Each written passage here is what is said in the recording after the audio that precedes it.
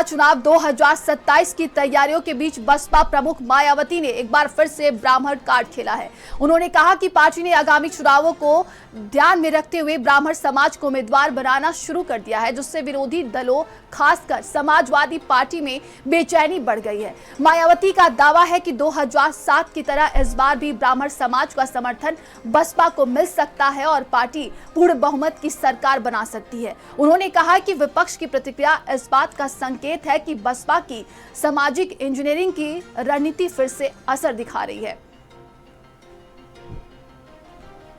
तो 2027 विधानसभा चुनाव को लेकर देखिए, उत्तर प्रदेश में पार्टियां अपनी अपनी तैयारियों में लगी हुई हैं और इसी बीच कहा जा सकता है कि ब्राह्मण समाज को लेकर ये पूरा सियासी केंद्र यहां पर दिखाई दे रहा है।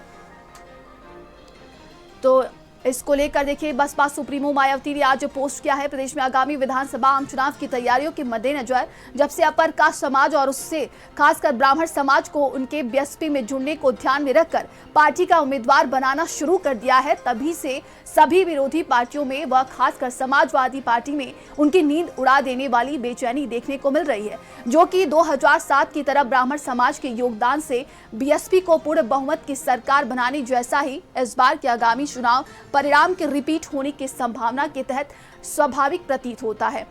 तो वैसे ही सर्वाधिक है कि यूपी जैसे विशाल आबादी वाले प्रदेश में अपर कास्ट में खासकर ब्राह्मण समाज का हित बीएसपी में ही सुरक्षित है, जिस अपनी इस सर्वजन हिताय व सर्वजन सुखाय के सिद्धांत, नियत व नीति को बहुजन समाज पार्टी ने पहले पार्टी स्तर पर अमल करके और फिर सरकार बनने पर उन्हें भरपूर आदर सम्मान के साथ साथ उन्हें हर स्तर पर पूरी भागीदारी देकर ये साबित भी कर दिया है। जबकि दूसरी पार्टियों की सरकारों में इस वर्ग के लोग पिछले काफी समय से अपने आप को काफी उपेक्षित, असुरक्षित व ठगा हुआ महसूस कर रहे हैं। तो 2027 विधानसभा चुनाव को लेकर देखिए, बसपा सुप्रीमो मायावती की तरफ से ये पोस्ट किया गया है और सहयोगी संदीप हमारे साथ जुड़ गए हैं और वरिष्ठ पत्रकार अनुराग वर्मा जी हमारे साथ जुड़ गए हैं। आप दोनों का बहुत बहुत स्वागत है। सबसे पहले मैं संदीप आपका रुख करूंगी। यहाँ पर देखिए, 2027 विधानसभा चुनाव की अगर हम बात करें तो उत्तर प्रदेश में ये देखा जा सकता है कि इस वक्त ब्राह्मण समाज जो है सियासी केंद्र बना हुआ है और उसी को लेकर खींचतान बहुत ज्यादा देखने को मिल रही है। देखिए, बिल्कुल ठीक कहा नंदिनी आपने। 2027 में विधानसभा चुनाव होना है, जहां एक तरफ अखिलेश यादव पीडीए की बात करते हैं, वहीं पर अखिलेश यादव ने देखिए जिस तरीके से ब्राह्मण समाज की बैठक करी और उन्होंने बताया कि समाजवादी पार्टी जो है यही ब्राह्मणों की हितैषी है। लेकिन आज जिस तरीके से बसपा सुप्रीमो देखिए मायावती ने ये कहा है कि ब्राह्मणों का अगर कहीं पर सम्मान है तो वो सिर्फ बहुजन समाज पार्टी में है, क्योंकि ब्राह्मणों का लगातार जो बाकी अन्य पार्टियां हैं, खास तौर से समाजवादी पार्टी ने उनका सिर्फ शोषण करने का काम किया है, ब्राह्मणों को इस्तेमाल करने का काम किया है। जबकि भारतीय जनता पार्टी का तो हालांकि ये कहना है कि हम सबका साथ सबका विश्वास की तर्ज पर बात करते हैं और हम किसी धर्म को तवज्जो नहीं देते हैं। लेकिन इस समय 2027 के विधानसभा चुनाव के पहले जो है ब्राह्मणों की याद जो है ये कहा जा सकता है कि सभी राजनीतिक दलों को आने लगी, क्योंकि देखिए ये बात सभी को पता है कि भारतीय जनता पार्टी का जो कोर वोटर है वो ब्राह्मण ही होता है। तो ब्राह्मण देखिए कहीं पर मतलब ब्राह्मण को खिसका पाना या ब्राह्मण को ये कहा जा सकता है कि डाइवर्ट कर पाना बहुत मुश्किल होता है। जी संदीप, बिल्कुल आपके पास दोबारा वापस लौटेंगे और अनुराग जी हमारे साथ जुड़े हुए हैं। अनुराग जी देखिए, बसपा सुप्रीमो मायावती की तरफ से कहा जा रहा है कि ब्राह्मण समाज उनके साथ है। 2007 की तर्ज पर 2027 में भी वो सरकार बनाने का दावा कर रही हैं।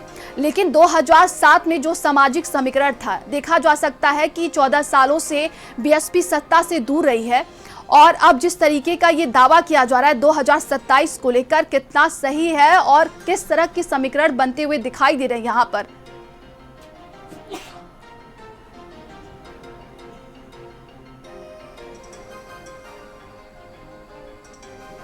जी अनुराग जी, मेरी आवाज आप तक पहुंच रही है क्या?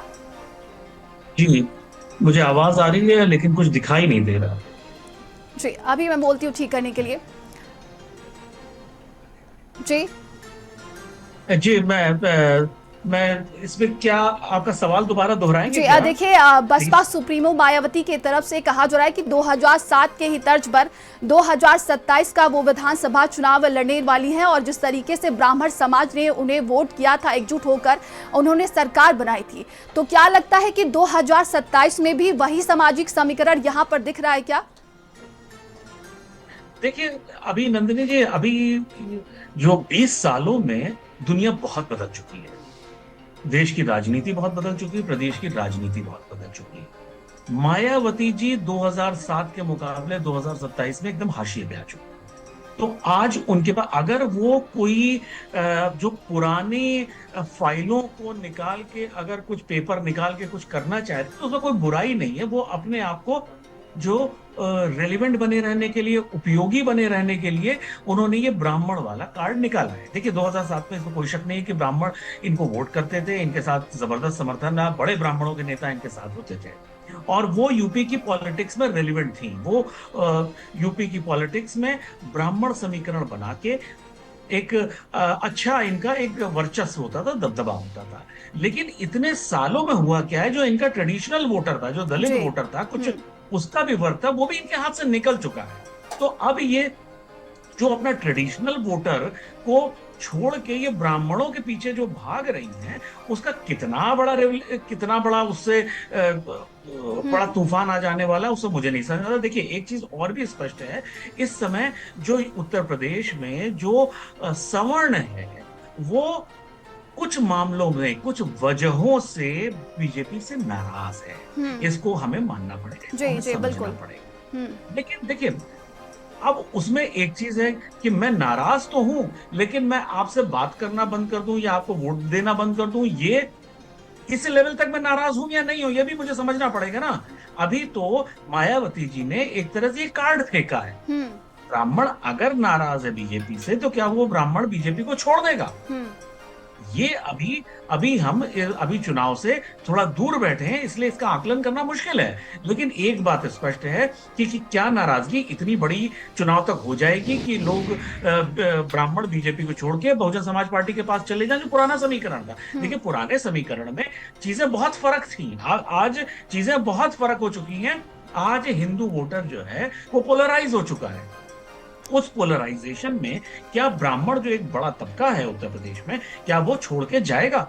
इसके आज की तारीख में अगर आज आप मुझसे 22 जून 2026 की कोई पूछ रही हैं तो मैं कहूंगा नहीं, आज इस बात में इतनी दम नहीं है। लेकिन हो सकता है 3 महीने, 4 महीने, 6 महीने बाद ऐसी कोई सिचुएशन हो। तो अभी हम फिलहाल आज की तारीख में देखें तो ये मायावती जी का कार्ड है, लेकिन कुछ ना कुछ तो मायावती जी को भी करना है ना।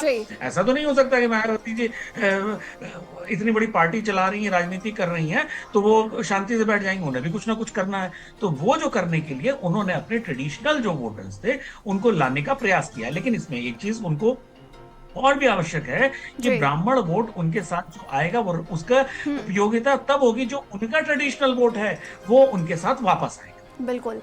और सहयोगी संदीप हमारे साथ जुड़े हुए हैं। संदीप देखिए, अनुराग जी कह रहे थे कि जिस तरीके के अगर 2007 के समीकरण के हिसाब से बसपा सुप्रीमो मायावती अगर ये दावा कर रही हैं तो ये पूरी तरीके से कहा जा सकता है कि यहाँ पर वो चीज़ अभी दिखाई नहीं दे रही है। तो क्या लगता है कि उन्होंने जो आह्वान किया है कि ब्राह्मण समाज उनके हित में आएगा और पहले की तरह ही उन्हें सम्मान दिया जाएगा, अगर ऐसा होता है तो किस दल को सबसे ज़्यादा नुकसान होगा? देखिए अभी मैं अनुराग जी को सुन रहा था, उन्होंने बिल्कुल ठीक कहा कि 2007 में देखिए वो परिस्थिति अलग थी। देखिए सतीश चंद्र शर्मा जिनको थिंक टैंक माना जाता था, देखिए तमाम बड़े जो नेता थे वो बहुजन समाज पार्टी के साथ में थे। बहुजन समाज पार्टी की देखिए नीतियाँ भी अलग थी और उससे तमाम लोग देखिए प्रभावित होते थे। लेकिन अब तो देखिए उनकी ही पार्टी के साथ में देखिए कोई नहीं है, गिना चुना देखिए मात्र जो है उनकी पार्टी के एक विधायक हैं। तो पहले तो देखिए बसपा सुप्रीमो मायावती को जो उनका एक कोर वोटर कहा जाता था, जी। उसको संभालना होगा। क्योंकि अब देखिए मायावती, आप समझिए कि किसी भी तरीके के कार्यक्रमों में ना शामिल होना और ब्राह्मण समाज को देखिए लुभा पाना बहुत ज्यादा मुश्किल होता है। जैसा भी ये बात देखिए उठी कि ब्राह्मण समाज जो है वो भारतीय जनता पार्टी से नाराज था, लेकिन ये बात भी ठीक उन्होंने कही कि इतनी नाराजगी भी नहीं है कि वो भाजपा को वोट ना दें। तो देखिए भारतीय जनता पार्टी का जो कोर वोटर होता है वो ब्राह्मण ही होता है। और देखिए जिस तरीके से समाजवादी पार्टी ने अभी ब्राह्मणों को लेकर एक बैठक करी, तो खुद देखिए उनके ऊपर तमाम तरीके के जो है कि ब्राह्मण एक्चुअल में वहां पर कितना था। ओम प्रकाश राजभर ने इस बात को बोला कि ब्राह्मणों को वहां पे यादवों को जनेऊ पहनाकर बिठा दिया जाता था। उन्होंने बहुजन समाज पार्टी का भी जिक्र किया था, उस समय पर भी जो है वो दलित को, पिछड़ों को, ऐसे लोगों को जनेऊ पहनाकर ये लोग बिठा देते हैं। यानी ब्राह्मण जो है वो जी संदीप। अनुराग जी, 2027 की अगर हम बात करें तो इधर देखा जा रहा है कि समाजवादी पार्टी भी बहुत ही ज्यादा ब्राह्मणों को लुभाने के लिए पूरी कवायद कर रही है और 5 अगस्त को ब्राह्मण सम्मेलन रखा गया है। और इसी के तौर पर देखिए कहा जा रहा है कि चाहे बात करें बीएसपी का, वो भी इसी को लेकर दावा कर रही है। तो क्या लगता है 2027 विधानसभा चुनाव जो है वो पूरी तरीके से ब्राह्मण के ही ऊपर आकर्षित है क्या, और उन्हीं को लुभाने के लिए ये पूरी तैयारी चल रही है इस वक्त? ये अगर ये समाजवादी पार्टी जो है ब्राह्मणों को लुभाने की कोशिश कर रही तो वो कोई नई बात नहीं। लेकिन देखिए जो समाजवादी पार्टी अगर ब्राह्मणों को लुभाने की बात कर रही है ना, तो उसमें थोड़ा सा एक कैच है, उसमें एक थोड़ा सा एक ऐसा पॉइंट है जिसकी वजह से मुझे नहीं लगता कि वो सिरे चढ़ेगा। क्योंकि जो समाजवादी पार्टी है वो ट्रेडिशनली मुसलमान और यादव वोट पे चलती। देखिए यादव वोट उनके पास अपना है, वो नाराज खुश, वहां पर कोई ऐसा फार्मूला नहीं है। लेकिन मुसलमान वोट ऐसा वोट है जो समाजवादी पार्टी लूज नहीं करना चाहेगी। अगर ब्राह्मण जाएगा समाजवादी पार्टी में तो क्या वो मुसलमान मतदाताओं के साथ कंफर्टेबल है? वो नहीं है। तो यहाँ पे देखिए, आप भारतीय राजनीति में देखिए, अगर आप चुनाव से 6 महीने 1 साल पहले बैठे हैं तो आप कुछ भी कल्पना कर सकते हैं, आप कुछ भी चांस ले सकते हैं। अभी ये माना जा रहा है कि ब्राह्मण जो है, कुछ जो पिछले दिनों घटनाएं हुई हैं, जो कुछ सरकार की तरफ से जो निर्णय आए उस पर ब्राह्मण नाराज है, इसमें कोई डाउट नहीं। लेकिन वहीं फिर आता है तो अब क्या है कि सभी पार्टियां ये लुभाने की कोशिश कर रही हैं, भाई तुम बीजेपी से नाराज हो तो हमारे मेरे पास साथ समय की कमी है। बहुत बहुत धन्यवाद आप सभी का।